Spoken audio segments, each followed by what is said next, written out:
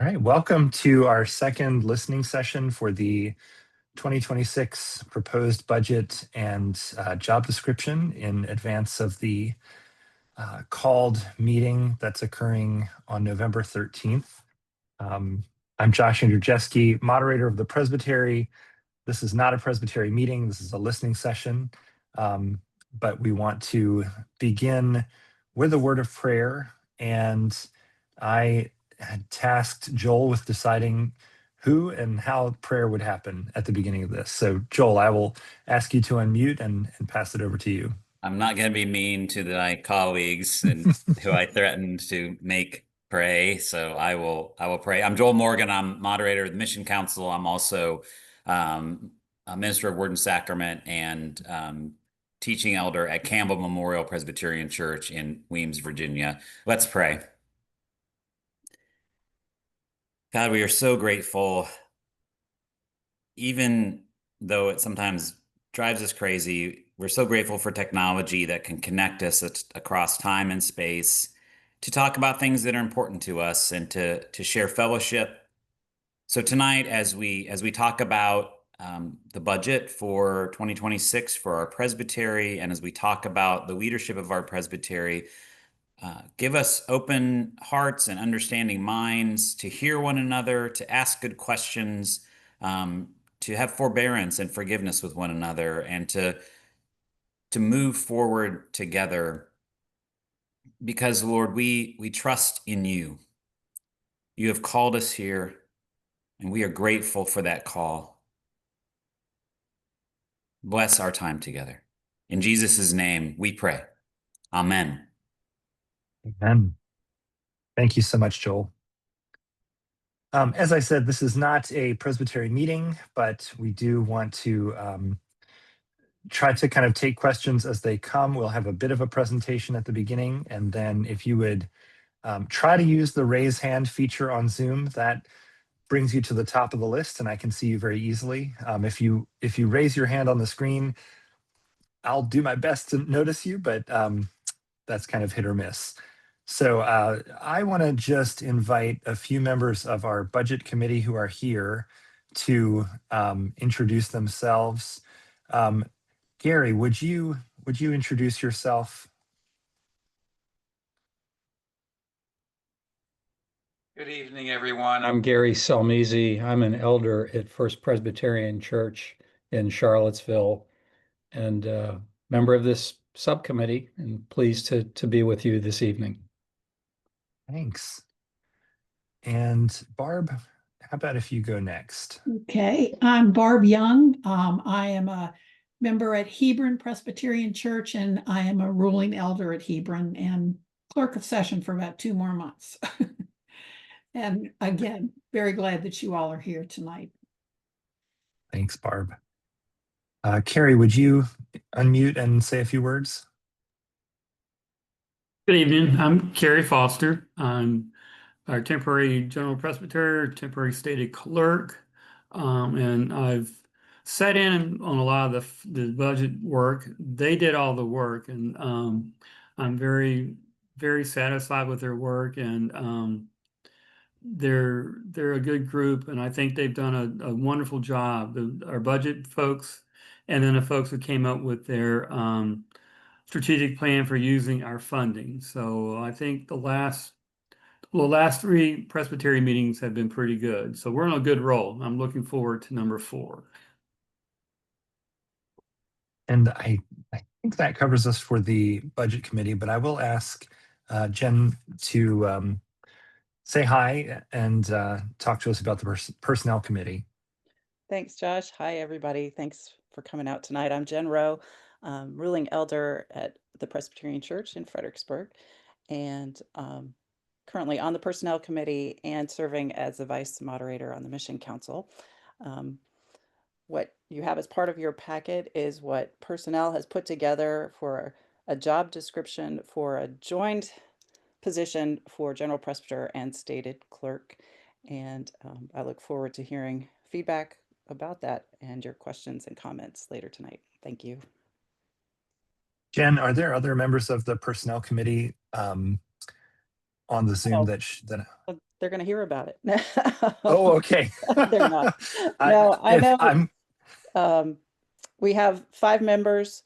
I thought Tom Coy, maybe he's going to join us later. Okay. Lorenzo Lamar and Noah could not make it tonight, but Well, that's why we do more than one of these. And I know several of them were present for the first one. So if you, even if you're here or if you're watching this in the future, you may want to review the recording of the first conversation as well. I think that's it in the way of introductions. I will get us started just by sharing a little bit about the budget. Oh, I'm sorry. I will get us started by sharing just a little bit about the budget, and I am going to share my screen here. This is the executive summary of the budget. We started with a projection for what we expect to receive from undesignated support. This is based on about a 4.7% decrease year over year. That's the average that we've seen over the past 10 years. And so that's where we came up with this about $500,000 figure. We also used our past couple of years of data to project 20,000 for designated support to the POJ only and an 18,000 to designated per capita. Then there's various other kinds of income that's about $8,000. That gives us our total here of about $546,000. We looked at operating and mission expenses, breaking them out by category and seeing a total of $784,000. That gives us a net loss of $237,565. And then following the resource management policy that we adopted as a presbytery in June, the draw that was approved by the investment subcommittee was $237,565.88. Of that, about $47,500 is going towards operations and $190 towards mission. Again, this breakdown of those percentages is based on what the resource management policy requires of us. It means that we must use 4% towards mission. We can use no more than 1% towards operating expenses. So going through that, we also wanted to share these charts that we kind of created here. So recognizing how does our budget break down? The largest portion here is personnel and staffing at about 40%. Our property and office expenses are around 13%. Our mission giving, about 24.5%. And then our per capita responsibilities to the presbytery is about 23%. That to the synod and GA per capita, forgive me. Those are requirements that we pay to the councils that are above the presbytery. To give another breakdown, we looked at our mission giving, and you can see how that breaks out here. I will draw attention that our collegiate ministries are within Leadership Connections team, but we wanted to break this out to give a better picture of how that money was really being spent. About 20% going towards collegiate ministries, 10% to mission and service, about 18% to Camp Hanover, 10% is a ongoing commitment to Habitat for Humanity that we engaged in several years ago and have a few more years to pay off. The constitutional committees include Commission on Ministry, Committee on Preparation for Ministry, representation, nominations, those groups. And then our new worshiping communities are broken out into about 32%. So I will just kind of, and then there's a mission giving descriptions. I'm not going to go over that with you tonight, but you can look at that in the presentation. We shared the draw on investments over the past few years, and these totals were sourced from year-end statements. Of course, 2025 is not over yet, so that is an estimated draw, and 2026 is the approved draw. So I wanted to kind of share that with the presbytery. And then the investment balances from the end of the year. Again, these are drawn from year-end statements, except for 2025, which is the balance as of June 30th. So just kind of showing where those totals are. Finally, the thing we wanted to kind of really draw attention to is, as I mentioned earlier, the undesignated giving over the past 10 years. There's an average decline of 4.7% each year. You can see there are some years where that is much less, and some years where it's indeed much greater.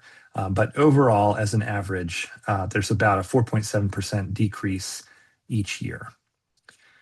I think I will stop sharing at this point, and I'd love to open things up for questions, comments, input. I think it would help if we first talk about the budget and then move into the personnel conversation later. And I do see John Garrett raising his hand. So John, if you would unmute and go ahead. I have one question. How much money, and I guess do you anticipate coming from what is currently the principal in the investments? So John, we're only allowed to take 5. The investment committee this year recommended that we take 5% of the rolling. I believe that's a rolling 12-quarter average of that total. So I do not believe we are touching any of the capital of our investments in this for 2026, and that is the goal. That is the plan as the RMP has put in place. Does that help to answer your question? That answers my question, except I would have used the word principal instead of capital. Okay, But thank you. It helps me say we are not, the current plan is you're not doing anything with that principal.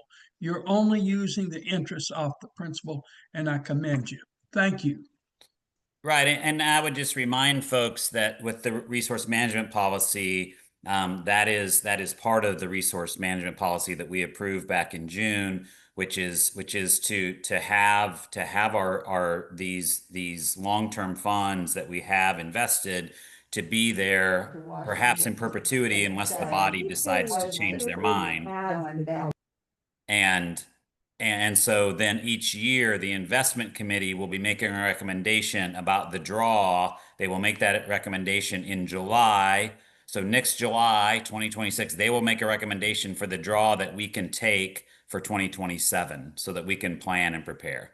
So I just wanted to say that if folks weren't up to speed on that. Thanks for your question, John. Carrie, I see your hand is raised. Would you like to unmute? Yeah. Historically, John, when we received reports back from the management folks of the funds, it's been in that 4 to 5 to 6% range of return historically. So the plan adopted and the trend of our investments have a net neutral effect. I mean, they've done very well. We've had some good years and some, but the fund the numbers as they stand now seem to project that we are protecting the principal and only using interest.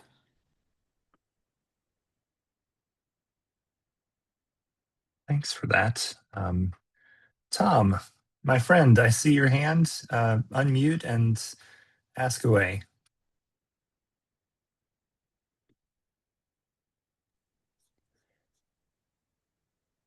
Yeah, so I guess I commend what you have done so far in keeping your expenditure to 5% of your capital funds.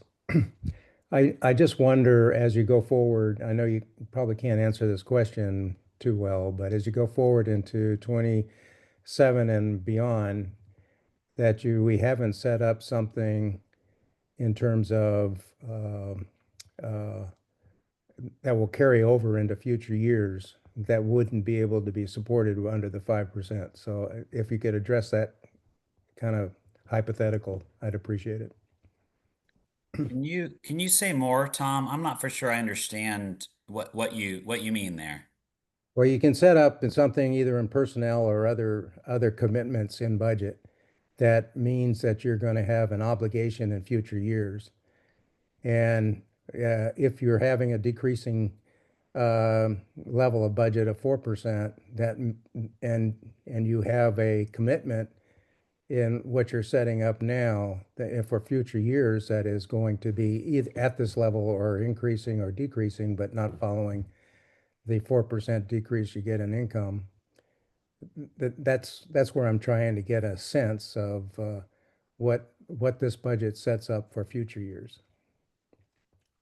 Well, I think that because in a sense, even though we don't talk about it this specifically, in a sense, there are two different budgets going on here. There's a mission budget, which is funded only by monies coming off of the investments. And then there's the operations budget, which could be a little bit of that could be funded each year off of some of the money from the investments, but the rest of it has to come from the giving of congregations. Joel, Yeah, go can I ahead. jump in just for a second? Maybe Just the way, go ahead. no, I just want to maybe finesse a little something you said, which is it's not that the mission budget can only be funded by investments. It's that that investment 4% can only go towards mission. So theoretically, if we had an increase in giving from congregations, we might have a surplus on our operations side that could fund mission. That's not the situation we find ourselves in right now.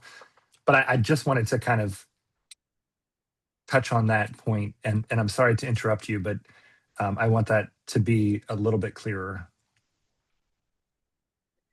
So I guess what I'll say is we're not the budget subcommittee, again, in this first year of doing things underneath this resource management policy, is not trying to set us up for obligations that we don't think we would be able to meet. We are very concerned about this 4.7% decrease in the giving of congregations, especially as it relates to being able to pay staff and retain staff over time. And that's something that we're going to have to face probably, hopefully not year by year, but probably right now, year by year. So I don't know if that answers your question, Tom, but we're trying to do our best with that and not set ourselves up for failure right off the bat. And I guess I'm just a note of caution in the sense of going forward in future years, that we don't find ourselves in a situation where we just have to have a budget that's just not going to be maintainable with your capital assets. Gary, I see your hand. Would you like to speak to this? Yes, thank you. Sure. Maybe two points here. One, in general, when we look at a budget, there are costs or expenses that we would consider fixed and others that are variable. And to that end, and this is the second point, there has been a subcommittee appointed, I believe, to look at the mission priorities. And I think that will be extremely helpful for future budget subcommittees to look at how the pie is cut up, regardless of the size of the pie, just how those slices are cut up. So. Kara, I see your hand raised. Do you want to speak to this topic? No, I have a different one, so come back to me. Okay. What I'm going to ask is, I wonder if anybody from personnel or budget committee wants to speak to the kind of, this is a little bit of crossover into the position description, but that's a 2-year designated position. Jen, would you be able to speak to that and how that relates to sustainability overall? Thanks, Josh. And I want to say Tom Coy has joined the meeting, who's also.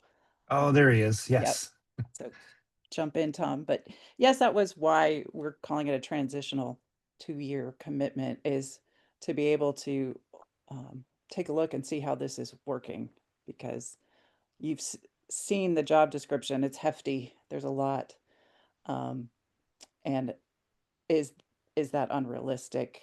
Is that, will that need to be reformed, changed? How will that work? And already Carrie is doing the work of the stated clerk and the GP, and Barbara Espy is helping with that. And so they're tracking their hours to see how much is going into the stated clerk part to help us get more information as we look into where we're going and what makes sense with our budget and with staffing. Yeah. I think you can see that the budget kind of projects a potential deficit in 2027 if these trends continue. And so it's just my personal opinion that we need to live into this resource management policy before we make a indefinite commitment to a personnel model. I would have a great deal of hope that we may be able to kind of help the presbytery see the value of supporting the presbytery. Donations may go up. We could fund beyond just the one position. It may also be realistic that over the course of a few years, we need to scale things back and see how that goes. So, Tom, I appreciate the note of caution and the discussion of sustainability. I think that's a really important thing to hold on to. Kara, I see your hand.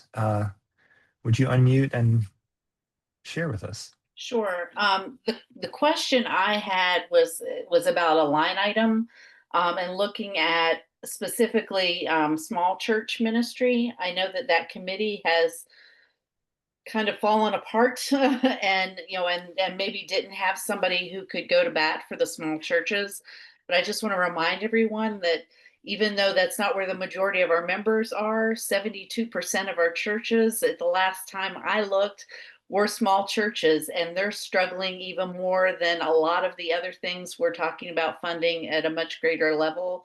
So if we're looking at how do these small churches survive, how do we help equip them for pastoral ministry, for ministry that might be a shared ministry or some other more creative things? If we're going to start thinking about how do we support benefits for pastors in the midst of that, either through BOP, and how we might coordinate some things where, I would love to see us have a, pastor to small churches in this presbytery that, maybe it's partly funded by small churches and partly funded by the presbytery to help make a full-time position.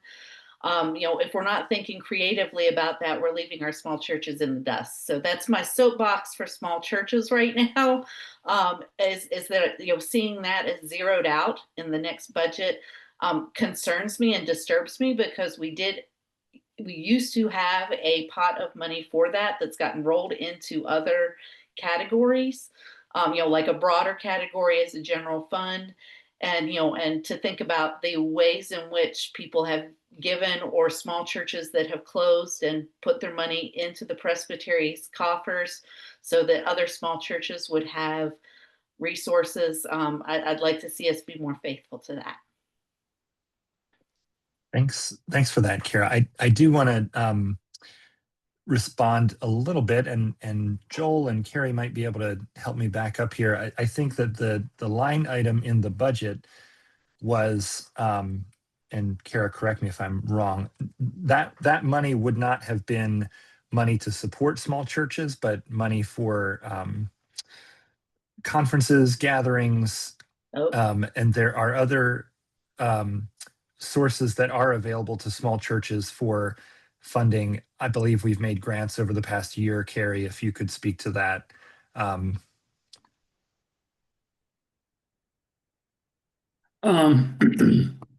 Yeah, I mean, the biggest prior source to a lot of the funds for the small churches came from income on a property that the presbytery has since was able to sell off. But within the resource management, I can never remember what we call that thing. our Resource financial management policy. policy. And our document that was adopted, the how to handle the proceeds from sale of real estate. There seems to be, well, there is, in my opinion, there will be funding available. It doesn't show up within the budget we're talking about now. But it is in the resource packet. And so that might continue similar to the small church grant program we had prior to the last year or so. I would say That's- under what? Can you point that out? It's called the Resurrection Fund. And I'm trying to get some information on that in just a second.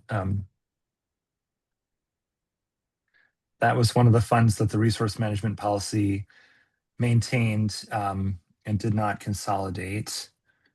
And this is now 25% of the sale of church properties goes towards the Resurrection Fund. This was adopted in June of 2021. This supports existing and launching new worshiping initiatives and helping with I'm sorry, I can't pull it up all the way, but what I'm trying to say is I'm not sure that even as that line item was funded with $5,000 in 2024, Kara, I think $5,000 is not nearly enough to support the needs of small churches, and so I think I'm really appreciative of you bringing this up. I think there are opportunities for small churches that aren't in the line item budget, but that are in some of these funds that we have access to. And I lost you on the screen, but Yeah, there you are. Okay. I remember having some of that discussion and that resurrection fund being made, and there was still kind of not really a clarity around that's where the small church grants were coming from. I would love to see that explained just when we're going into voting, to know that that is accessible still for small churches to apply for small church grants, especially if that's the small church budget zeroed out. Because I don't know that we spent money the last 2 years on anything other than grants, and that's what looks like is the actual. See. Thank you for raising that. I see a couple of hands. Carson, you're next in line. Thanks, Josh. I appreciate Kara bringing that up, because as moderator of Leadership Connections team, we were not aware of that and would have made some effort to at least publicize that. So let's work together to see how, if it's our team to do it, that we can at least promote it to congregations of what's available. Thank you, Kara, for bringing that up.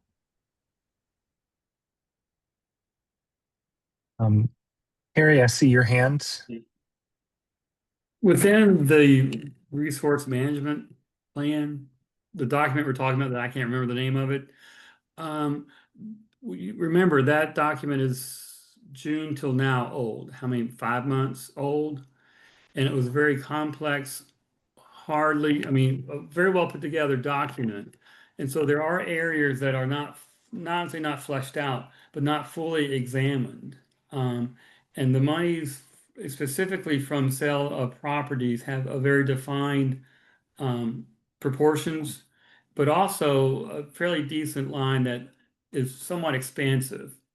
And so it's a conversation that we will need to have, but I don't think it's necessarily tied directly to tonight's topic on the budget based on benevolent giving from our congregations and honoring our upper, the GA and Senate things, because accounts get mad when I say that it's kind of off the books. I know they hate that phrase because they think we're hiding stuff, but so yeah, but just remember, we are still in this brand new application of a very expansive way forward.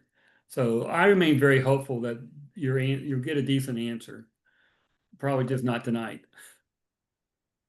I did just paste into the chat the description of the Resurrection Fund. The last piece of it, the last 4 words are to support small churches. So there's a broad ability there. I do think, Kara, thank you so much, because I think this is uncovering an area that probably Mission Council needs to make that more clear and help people understand how to access funds from that. So thank you so much.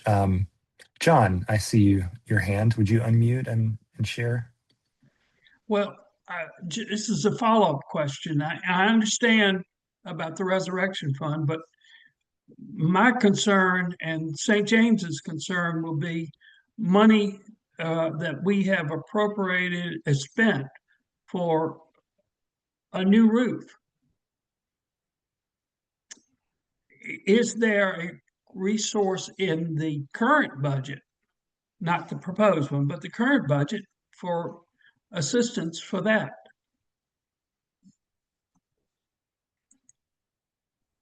As far I as I think that- know, the short answer for that is no, John. We do not have liquid funds that are just sitting in a fund that are sitting available for congregations to say, hey, we did this thing, we need a check for XYZ.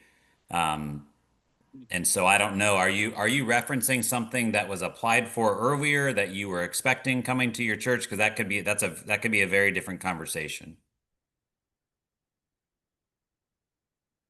Unmute yourself if you would, John. I'm in the process of doing the application, but if there's no money, I'm not going to waste my time. I think we're out of the John, scope of this conversation tonight, right? Unfortunately. So, John, I don't want to give you an answer, yes or no. I don't want us to speak to that. I think maybe if you can be in touch with either Joel or Carrie to help you understand how to move forward on that. I think that's sort of beyond what we're prepared to discuss tonight. Well, and let me just clarify. Sure. Funds that the small churches, like say Hebron, for example, applied for a grant this year and received, that was not in the regular budget. That was not in this budget. We did not have that money sitting in a budget line item. So John, let's talk offline and let's figure that out. Let's figure that out, okay? Great. Thank you. Thanks. Really good, important stuff we're getting into here. Other questions? I'm looking for hands. Questions maybe about the budget, and then perhaps we can move into the job description and see what kind of conversation we can get into there.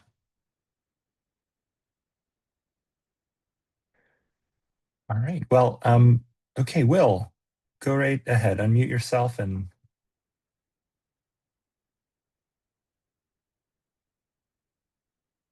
thank you, Josh. And I just wanted to take a quick minute to kind of speak up on behalf of Camp Hanover. And I am the vice president for on the board of Camp Hanover. And I know there's been some discussion at the last listening session kind of in regards to Camp Hanover. So also kind of wanted to be available in case there was any questions that people had for the camp. And just kind of provide a little bit of perspective, dispel maybe some myths or some kind of misunderstandings that have been out there. Just that Camp Hanover has been trying to get a covenant agreement in place with the presbytery for at least the last couple of years. That if people may be aware, there was a covenant agreement in place during the kind of incorporation process of Camp Hanover several years ago, and I've been actively a part of trying to get a new one in place. I know there's been kind of delays, and just it happens that we haven't gotten another one in place.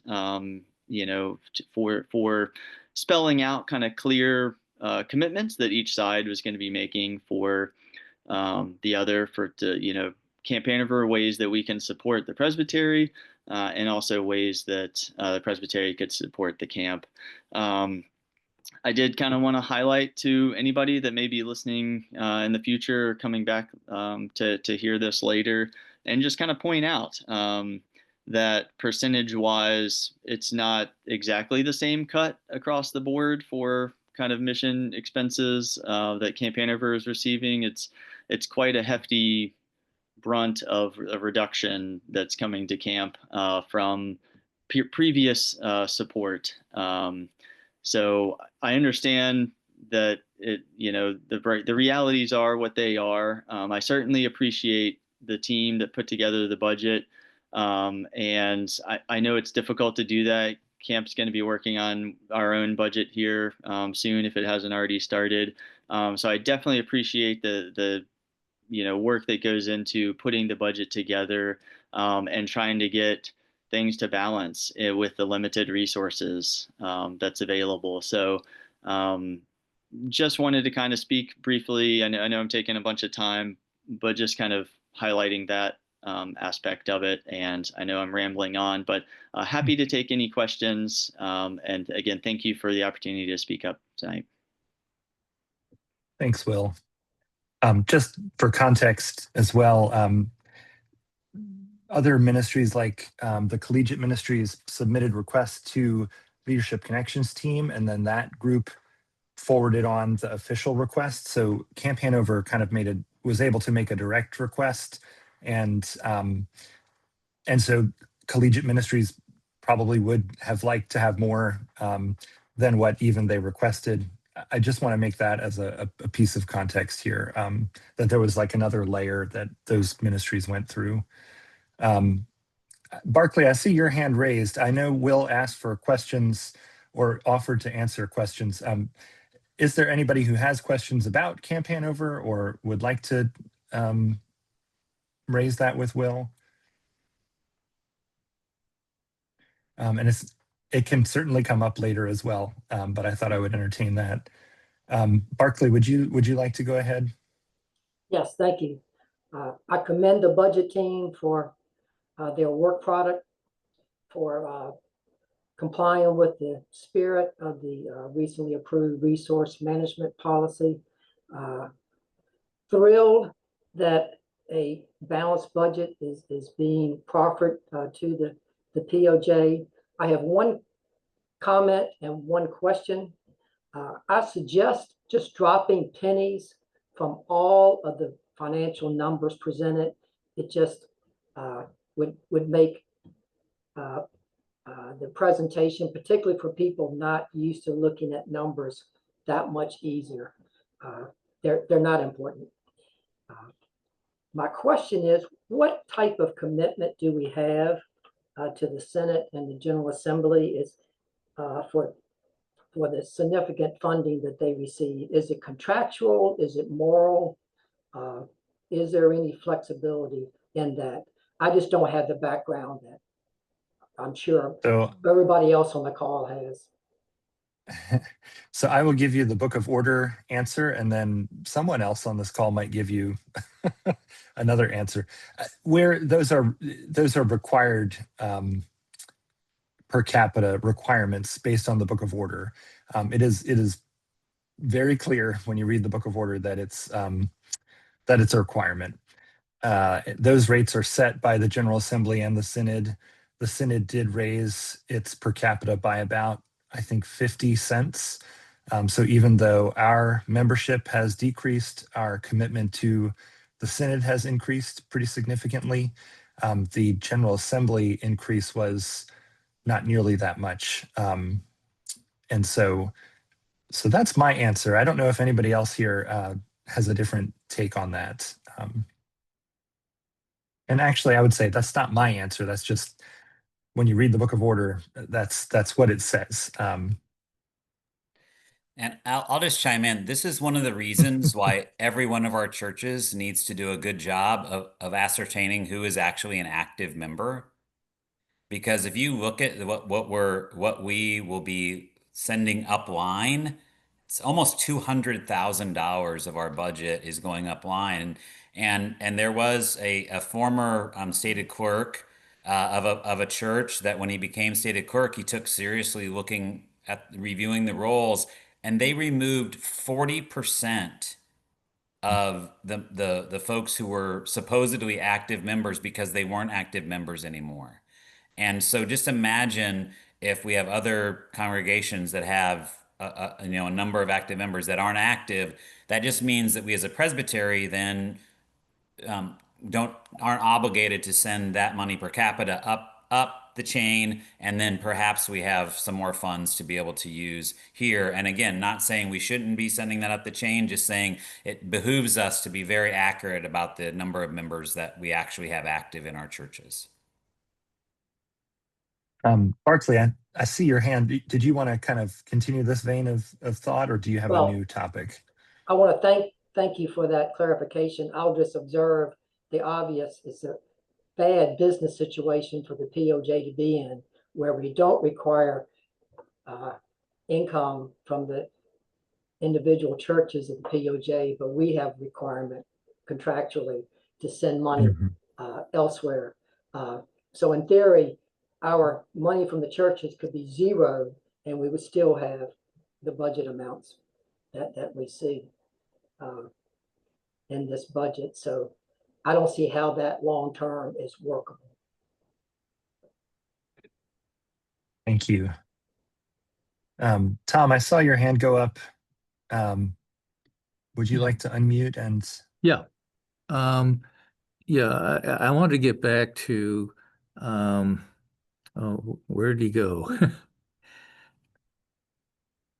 Is there Camp Hanover guy still with us? Will still with us? Okay, he disappeared. Yeah, Will is here. Okay, yeah, hey, Will. There he is. Yeah, I wanted to go back and ask of, I think y'all are taking something like a $60,000 or $65,000 hit between what you're receiving this year and what you'll receive next year. And I'm sure Camp has thought about that. Yes. I mean, I don't want you to reveal your internal finances, but is this something you can absorb, or is this going to be really, a real hard thing for the camp? We need to have a feeling for that. Y'all seem so good at fundraising. I mean, you've done a nice job of sustaining yourselves over the last several years, and yet here there's a significant drop in what you are expecting from Presbytery. Yeah. Thanks, Tom. I am not myself involved on the finance committee to know the hard numbers there, and happy to provide that. I can definitely track that down. It's a serious hit to our operations. It's about a 70-75% cut from previous support to what we'll be looking at next year. It is. I wish I had more optimistic news to give, and just kind of knowing from our last board meeting is kind of a rough thing where things stand financially. I think I don't want to speak too out of turn and too ahead of things, so please just take this as my own personal thoughts and not necessarily anything from the board itself or any leadership there. But we're going to be looking at serious reductions in our expenses, probably to staff cuts and salaries, and that is if we are going to be able to financially continue through the fullness of 2026. I know there's been talk of looking at getting loans from banks that we work with to just based on the nature of camp and how we run. We can kind of go through swings of when our income comes in for registrations for summer camp and when kind of our expenses hit. So it's not as traditional as some other businesses of kind of even income throughout the year. So there may be additional avenues, loans or other things that we may have to look into. To your point about success in fundraising, I just want to say I think our staff does a great job with events like the Great Camp Give that hopefully a lot of people received kind of marketing for, and we thank every one of you for any giving and donations and support in the past.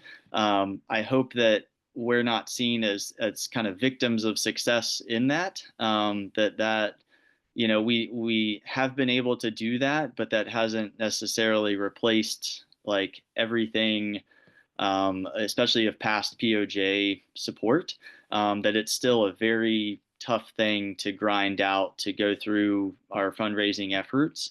And in the past, the POJ support has been a level step down, just that, something that we knew well in advance of, just, okay, it's going to be a little bit less each year. And it was kind of a planned graduated step down. So this is definitely a significant hit to have, about a 70K, that's a much bigger step down than in the past that we've had, that we can kind of plan for and budget for, and it's a little easier for us. So, it's going to be tough is the short answer, for continued operations there. And that's just me speaking. That's not necessarily the board's opinion or officially. So thanks. I've seen Leslie's hand raised, and then Dave Toman, I think I saw your hand. I'm going to call on Leslie first, and we'll come back to Dave. Leslie, if you would unmute and feel free to share. Or I had a follow-up question about the Camp Hanover, what we've given them in the past, because I haven't been part of the budget discussions in the prior years. I was on for part of last year, but I see 2024, it was 102,000. There was some mention of a kind of a gradual decline. Do you have some general figures on what it was like in 2023, 22, something like that? I don't know. So Leslie, as the camp moved to become its own 501c3, there was a pretty major gift given to the camp that year, and then there was a 5-year agreement that I think was a little more than, over that 5-year period, a little more than $500,000 given over that 5-year period. Like about 100,000 a year. Roughly, Okay. and it stepped down, and so I don't have those exact figures, and we could go back Just and look at trying to that. see sort of the general trend of what they were getting in the past. Okay, so that ended then in, when did this 5-year period end? What year was the end of that? It actually ended at the end of last year, at the end of 2024. Okay. That was the end. That was the end of the original covenant, and so depending on who you talk to, but most of the originators of that covenant believed that there was no guarantee that any of that funding was going to continue after that original 5-year covenant. And I've done a lot of research on this, just because trying to figure out how to work through this without, leaving Camp Hanover in the lurch as well, because it is a historic part of our presbytery. It was started out of this presbytery, was held here.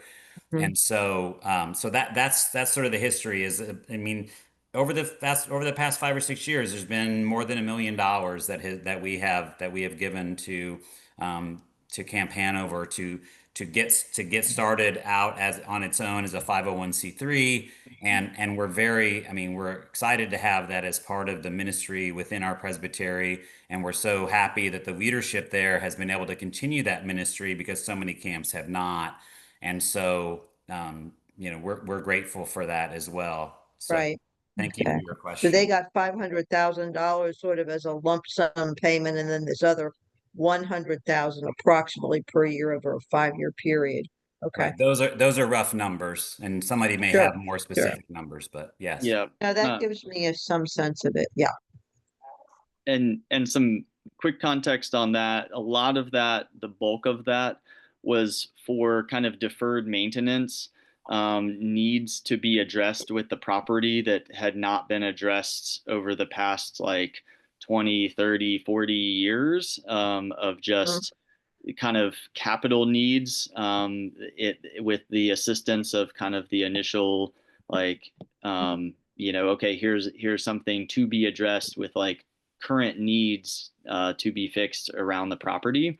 And it was never with the incorporation process and the establishment of a covenant agreement.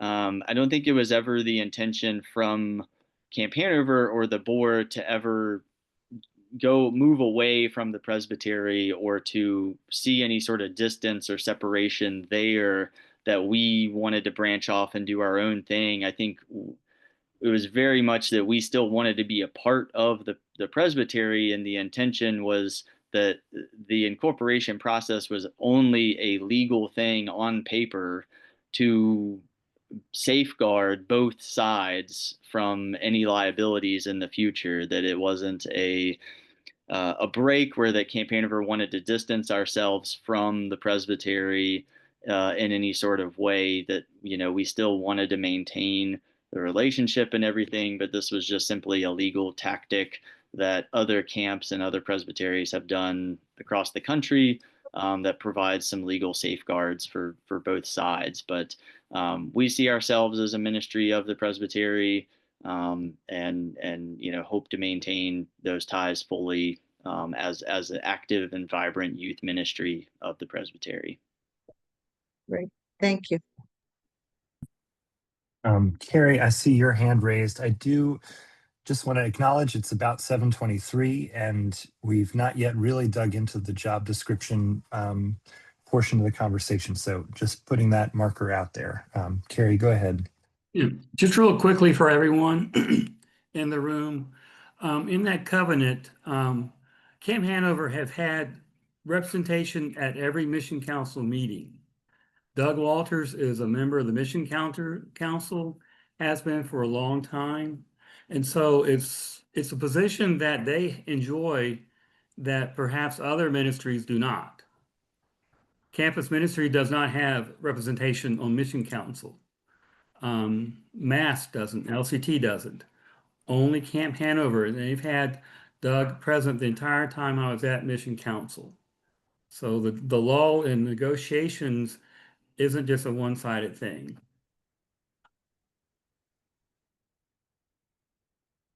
Thank you for that, Carrie. Dave, I'm sorry, we did kind of lose track of you. It is helpful to use the raise hand feature just so that keeps track, but thank you for getting my attention again. If you'll unmute, please go ahead and speak up. Right, I just want to make a comment, or also when Will gets back with us with some more information.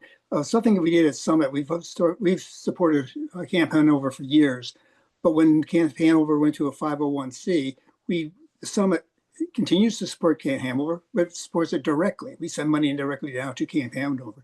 I wonder how many other churches made that transition when you went to a 501.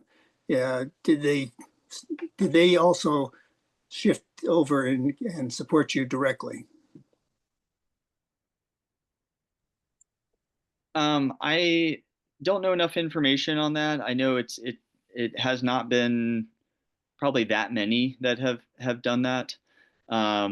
That's, you know, me speaking without like too much of the detailed knowledge of exactly which churches give specifically. I think one of our outreach efforts that we're developing is going to be looking at churches that may have given, and it's been a few years since they have, and kind of doing an additional appeal to them as we continue our development and our financial outreach efforts. So that's something that the board would like to look at more, is to see, is there more direct opportunities for direct support versus coming through the presbytery. So yeah, I appreciate the questions. I'm very sorry to hog all the time. It's not my intent. Yeah, no, this is a big piece of the conversation, and so I appreciate you being here. I did find the covenant addendum with Camp Hanover that was signed in November of 2019, and I will put that up on the screen here. There was a portion of the covenant that dealt with how the Presbyterian Camp Hanover relate. This is the financial piece. And so there's some discussion of startup funding. I think the facilities maintenance and improvement funding of 1.25 million is that money that Joel was talking about over the 5 years, or I'm sorry, that's actually over from 2019 to 2021. And then there's also annual support that would begin in 2019 of 11,000 a month, and then it steps down. And then you see in 2024 it was that 8,500 a month. I'm not quick enough to do that math, and I think it ended up being around 100,000, 106, I think, by the end of 2024. And so I know this is just a quick peek at this, but that's sort of some of the hard numbers. Again, if folks are watching this in the future or watching the recording, you could pause and look at this document. So just wanted to kind of put that out there for folks. And Carson, I see your hand raised. Real quick question. What's the timeline for the new covenant? I've been in contact. There's a sort of a subcommittee from the board of Camp Hanover, and I believe from Mission Council, of a few individuals that are kind of working collaboratively. We've exchanged drafts of the next version of the covenant agreement, and the ball is currently in our court with Camp Hanover to return the next covenant agreement draft with kind of some different outlines of commitments that we're looking at. If there can't be financial hard commitments from the POJ, of maybe other ways there can be support in whether it's just marketing in churches or hosting events and coming out to the property itself. We love for the space to be utilized by the Presbytery. We're here to support the Presbytery. So looking at ways that the site can be prioritized for use for the POJ. We didn't feel like we wanted to rush to get a draft in place at the last for the October Presbytery meeting and just kind of get it done just to get it done. I think our hope is that perhaps by the February meeting, and again, that's still some speculation. I'm not speaking for anybody else, or it's kind of just on behalf of the subgroup from Camp Hanover working on this. But it's something that can be a celebration and produce next year with some kind of buzz around it, or something that it's something that's not just sort of passed away as a line item, but that there can be some energy. It's something we're excited about to continue and maintain the relationship and to keep operating as a great youth ministry for the Presbytery. So more to come on that as we work through it. Hopefully that kind of helps provide some answer to that question. It is 7:30. I would really like to ask Jen if you might want to say a few words about the position description, and then perhaps we can have some conversation about that as well. Thanks, Josh. To keep it brief, a couple things I wanted to highlight about this position description. This is moving into looking at the GPSC position as the face of the Presbytery to the congregations. We hope that the person in this position would move to a weekly schedule of a Sunday to Thursday work week, with the expectation that this person is going out into the Presbytery, seeing the ministries in their context, and being able to make those connections that are so important throughout this very large Presbytery. So realistic expectations is how much can one person do in getting out to everyone. And so that requires help from us as members of the Presbytery to help out in other places, to relieve this position from having to be present at as many commission and committee meetings as perhaps the GP has been in the past. So some shifts in that direction as to where personnel really felt led to design this position description with some of those thoughts in mind. Tom, what am I forgetting? Jump in. Oh, you're doing fine. The we realize that it's an awful lot for a person to do. We have high expectations, and hinted in the description and not necessarily writ large, but it's in there, is really the need for a whole lot more volunteerism on the part of the committees of the presbytery for leadership there, because the position will not necessarily be strongly staffing the committees. It'll be a resource, but not necessarily staffing. And so the counter to that is we have to have more volunteer leadership emerge to help do some of the things that professional staff was doing once upon a time, but now we can not really afford. And so to make the most of the presbyter and stated clerk to be of service to the congregations, there has to be that uptake in involvement on the part of the likes of us to help those committees be better staffed and more efficient.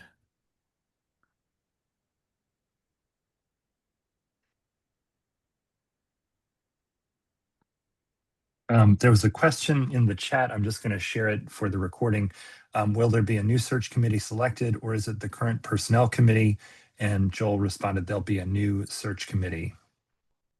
So I'll just go into procedure here, because we've been working very as hard as we can on this. Hopefully, when the position description in whatever form it ends up being approved in, the next motion would be to direct the nominating committee to select a 5-person search committee that then would be approved by the presbytery at the February meeting.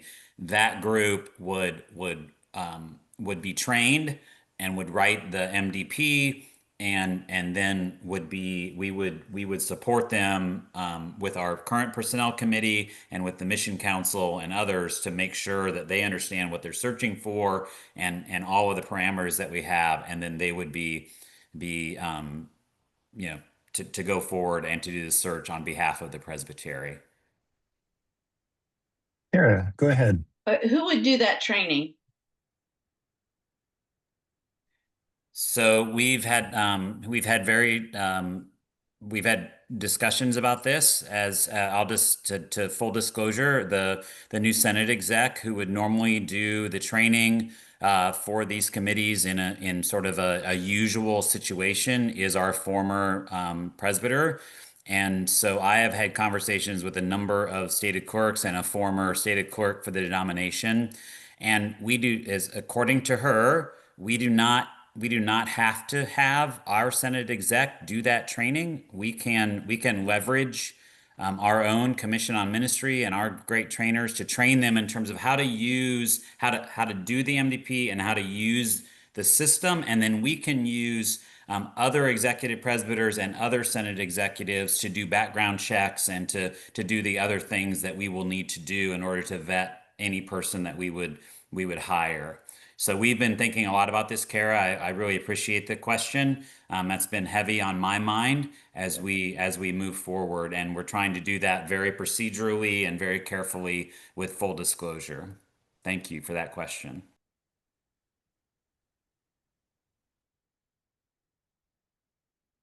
Other comments, questions?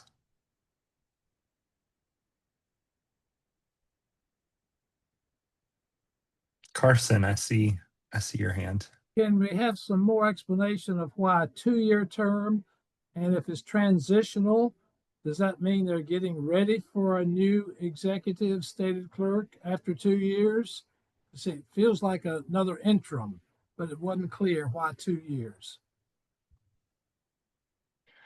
I think we tried to touch on that earlier. Jen, do you want to take that? Right. Thanks, Carson. We wanted to call it transitional because we're moving into a lot of new things with the resource manual and the budget. And so we wanted to be clear and transparent to the person who will be hired into this role that things may change, because we're living into a new thing. So there is definitely the possibility of that person, if that person is the good fit, that could become the permanent GPSC, and take the transitional off, is how I think personnel saw it. Tom, I see you've got it. Yeah, Tom, go ahead. Jump in there. Yeah. No, actually, Jen answered it pretty well. That I don't think we're ready for a permanent position. And in some respects, I think the church in general these days is in a transitional phase, that every ministry is transitional, with some people turning over in congregational ministries every 1 or 2 years, it seems. But we have to understand that for the next couple of years, we'll be focused on trying to get things reorganized and up and running. The council is off to a great start in getting itself reorganized this past year. I can say from the personnel committee point of view, we're having a far more useful life than we've had over the last couple of years. It's going to take time to reconnect and rebuild. And I hope that during this transition time, which maybe 2 years, maybe longer, who knows, will be a fruitful time. But I'm not sure we can make plans right now for the future.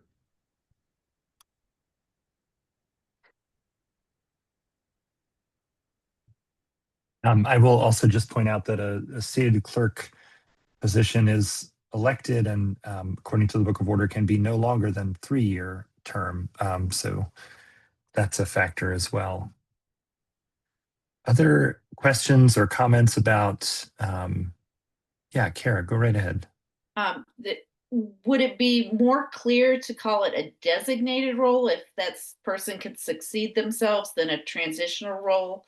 I don't remember the Book of Order specifically on that, but I know that when you have somebody in transitional or interim, it tends to be the thought that, is there a different procedure for making that person the permanent, whether it's designated or whether it's interim? Would the presbytery have to vote again? Does personnel make that choice? Are we bound by polity on any of that?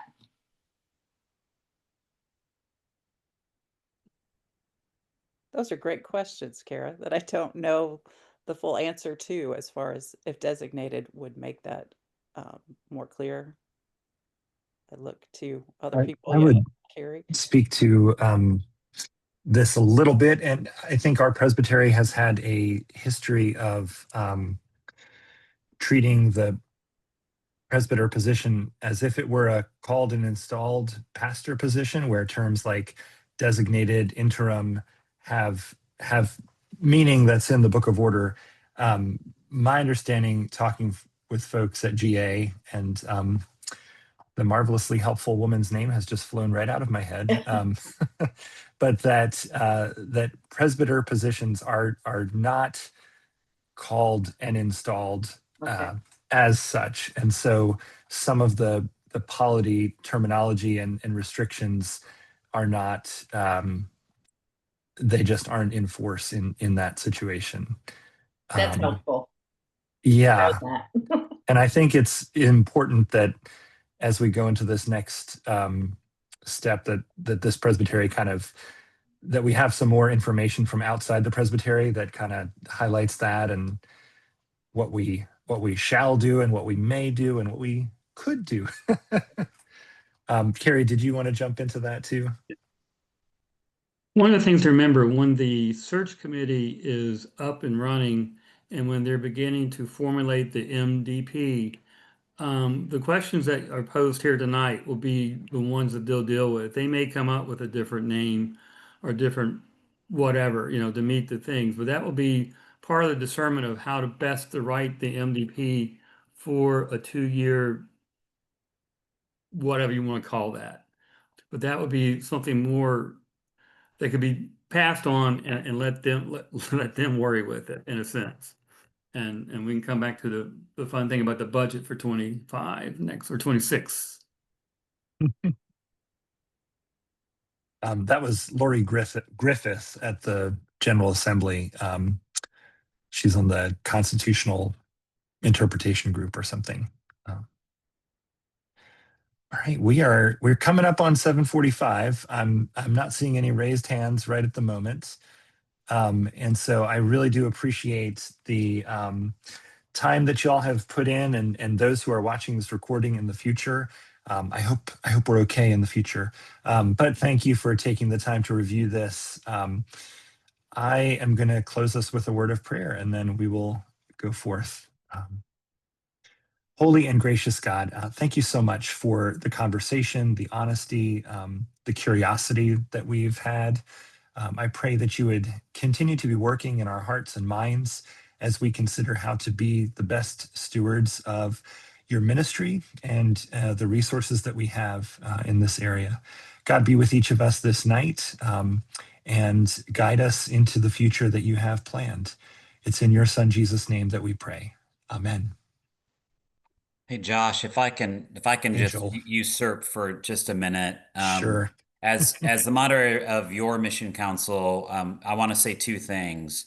One is that the personnel committee of your presbytery this year has been working very hard. We've had personnel turnovers from Cindy, our longtime accountant, retiring to trying to find a new way to do our accounting, to our stated clerk resigning in the middle of the year and trying to figure out how do we move forward with that, and then developing this job description. This personnel committee has put in a lot of hours, and so I just want to tell you, as you all know, all of you are volunteers. They are all volunteers, and I'm really grateful for them, as well as especially the all of us, but the at-large members of the budget subcommittee. Barb Young and Gary Salmizi and John Howe. They came in, just being asked to serve, and they have done amazing service. And I'm going to shout out our moderator Josh Andrzejewski, because he really has helped with the budget work, because he's very good with spreadsheets, and that has been very helpful to those of us who are not. And so I want to just say that we do all this work together. And as I look around this room that we're in today, I know that all of you are serving your churches and seeking to do good things and serving the Presbyterian. And I just want to say thank you, because it's an honor to be able to serve, and it's also a lot of work. And I'm grateful to all of you for the service that you give to the church and to Christ in the midst of this. And so thank you so much for being here tonight and giving of your time and your great questions as well. You're here. Good night, everyone.